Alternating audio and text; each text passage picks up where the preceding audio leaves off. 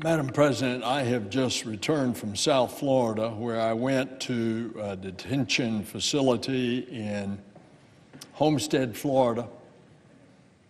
There are 1,000 children in this detention facility. 94 of the 1,000 are children that have been separated from their families.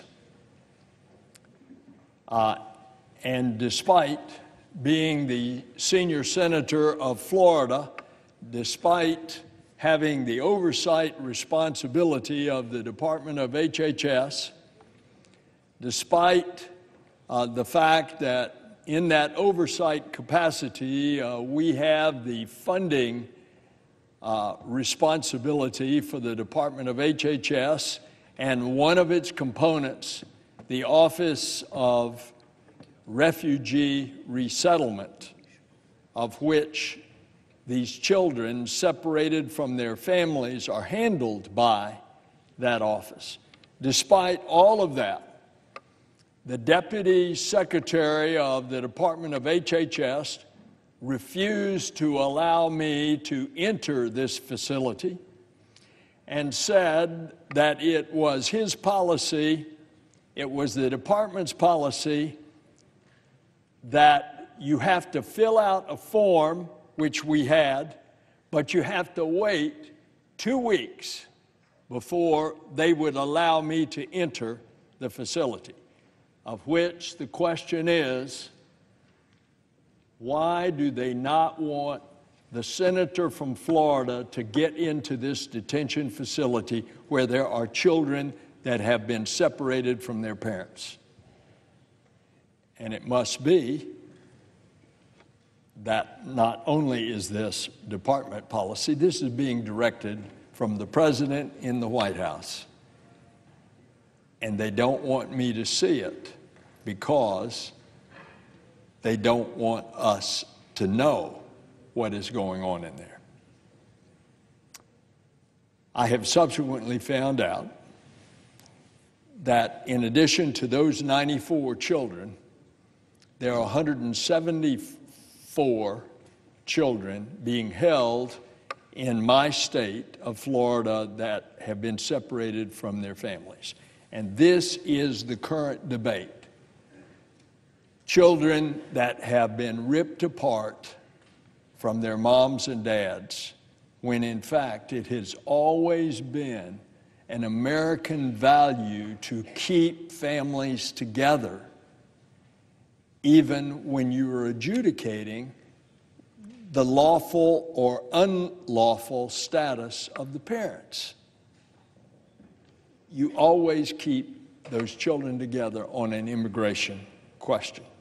And yet, President Trump has now altered that policy.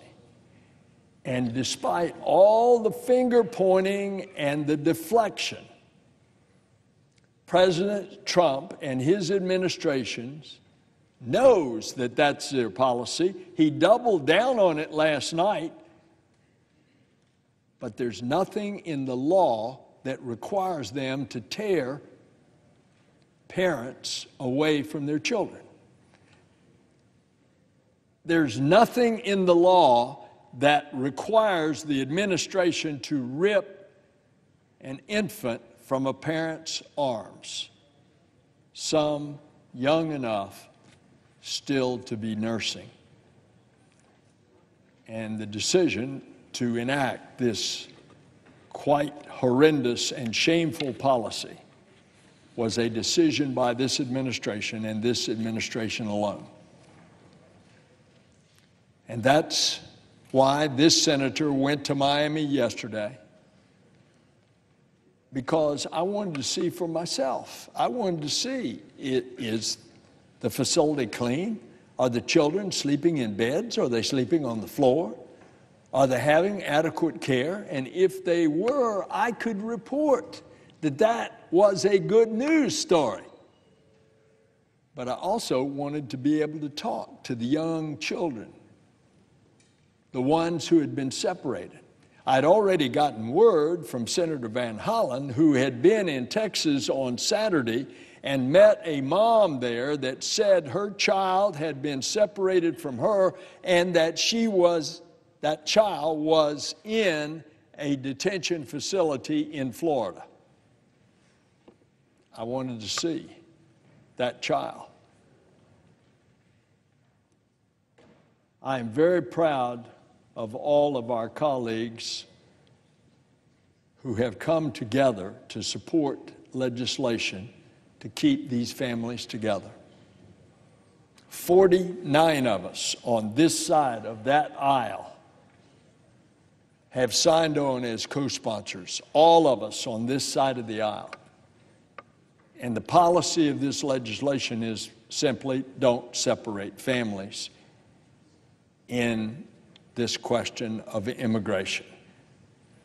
And it would prohibit the separation of those families. Now, that's been the policy. All the president would have to do is to say it. But it looks like he taking the position that he has, maybe then the only recourse is for us to pass this law. I'm proud of our colleagues on that side of the aisle who have rightfully stood up and publicly condemned this practice, because every American knows that taking children from their parents is just not right. If a family is legitimately fleeing violence, repression, and conditions that most of us cannot imagine, they have a right under American law to present themselves at the border and ask for asylum. Past administrations of both parties have recognized this, which is why they acted with compassion and refused to do what the Trump administration is doing now. And it's certainly time that we return to our true American value of keeping families together. And because of the passage of a statute is a long shot, it's really not up to us. It's up to the president. He could say it and it'd be done. No matter what we do here in this chamber, the power to end this shameful chapter in our nation's history lies with the president and his pen. He can sign an executive order today just as easily as he can sign a law that we pass here in Congress. Either way, it's up to him. He doesn't need Congress to act. He and he alone is allowing this shameful practice to continue. And he alone can stop it right now. Madam President, I yield the floor.